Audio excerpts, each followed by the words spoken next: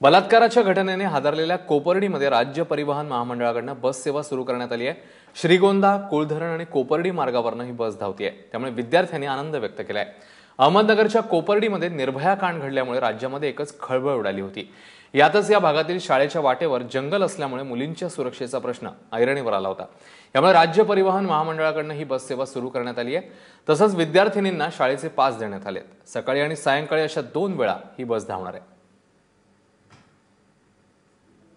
1 kilometre गेले की दोन्ही कडेने जंगल होते, तिथून पुढे गेले की 2-3 जागा टुकार मुले बसलेले असायचे। ती मुले शाळेत जाईपर्यंत व माघारी येऊसपर्यंत त्याच वेळी ती मुले तिथे बसायचे, तेव्हा आम्हाला खूप भीती वाटायची। त्यांना एसटी सुरू केली त्यामुळे नाही भीती वाटत। आधी आम्ही शाळेत जात होतो सायकलीवर, निम्या रस्ता जर एखादा पाऊस आला तर भिजत यावं लागायचं, सायकल पंक्चर झाली तर चलत यावं लागायचं। पण आता एसटी सुरू झाल्यापासून रोज 10 ते 4:30 एसटी रोज आम्हाला गेटच्या आतमध्येच एसटी असते, येताना पण गेटच्या आतमध्येच असते, त्यामुळे आता आम्हाला संरक्षण झाले।